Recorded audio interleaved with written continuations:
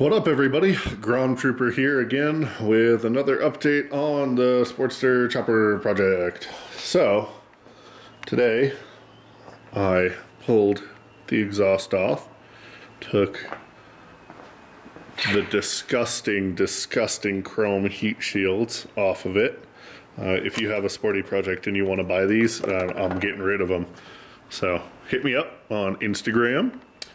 But we got our fiberglass wrap on here with the zip ties, and part of me really wanted to just factory delete this this balancer tube here, just cut it off, weld some caps on it, and call it good.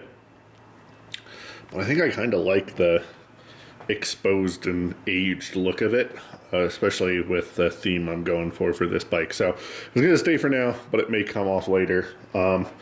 Ran into the standard issues with fixing the exhaust on really any motorcycle, if we're being honest. So first and foremost, Jesus Christ, my phone just keeps going off. Hang on, guys. All right, sorry for those technical difficulties. I'm back in operation here. So, standard issues when you do a motorcycle exhaust. The nuts are on there, schmooed right on, and they're a real pain to get off. First and foremost, the biggest piece of advice I can give you when you're working on really anything on a motorcycle, but exhaust in particular, take your damn time. I hit all of the bolts with some penetrating oil just to loosen up the nuts, and then I very carefully backed them out with a ratchet and socket and that mabob down there.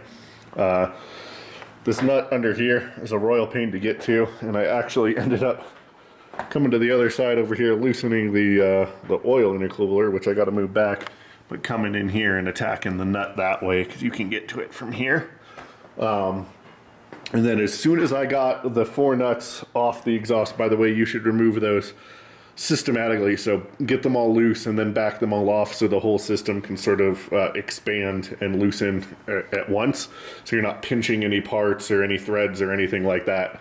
So I got that off, and then I threw the nuts down there in that Tupperware, and I filled it right full of brake clean. Any degreaser will work. Brake clean's just what I had handy. I shook the bejesus out of it with the lid on it, and then I let it sit in there for the entire time that I was working on the exhaust and doing the wrap up here. And the reason for that is you get all sorts of gunk in those threads as you take those nuts off those studs. There's just, exhaust build up, schmoo, whatever else is on there. Sometimes people are stupid as heck and put Loctite on them because they don't check their fasteners on their bike. So just take your time and then clean them like mad after. Because when you go to put them back on, the last thing you want to do is force anything or cross thread anything, because then you are in a world of hurt. 45-minute exhaust job has turned into, removing studs from your heads, and it's a nightmare. Don't do it.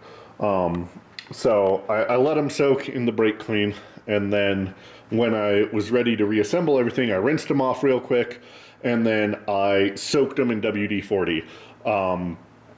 And that's something I found in the past really helps them go on smoothly and lets you feel if there's any resistance, like dirt on the threads or anything like that.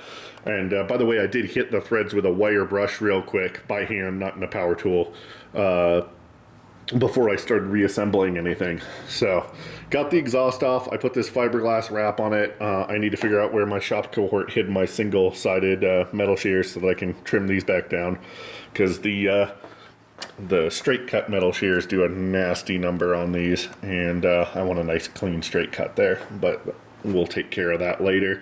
But yeah, I got the exhaust back on, and I'm really happy with how it looks. I think I'm going to put some Radiant GP short exhausts on here. I need to see if they make them in this size.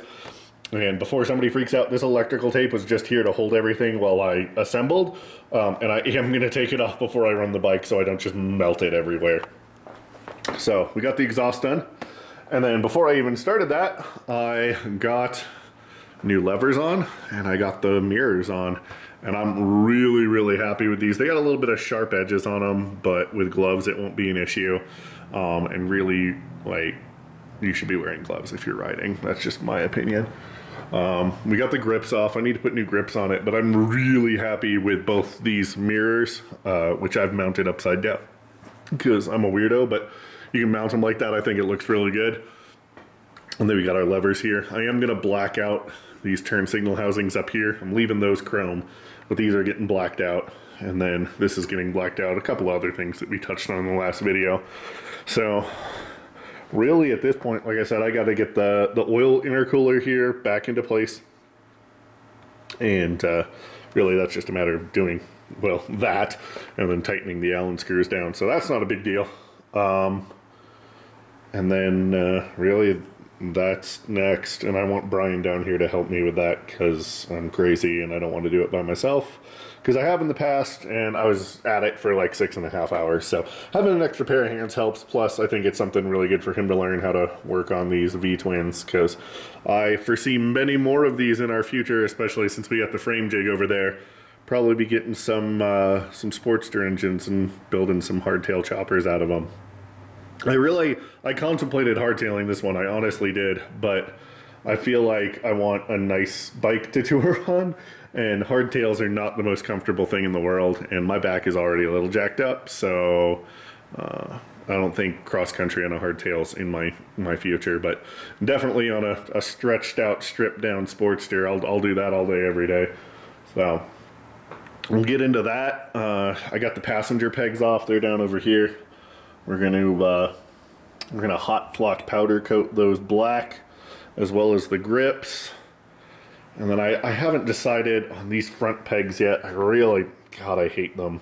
But I think I might just pull these rubber gaskets off of here and clean this up, weld a tab onto it so it's not all floppy and nasty. And then maybe powder coat these black to the lever and the foot peg. But we'll see. We shall see on that. That's down the road. Let's see what else. Man, I still gotta make brackets for the tank lift. That's on the to-do list. It shouldn't be too far down the line at this rate.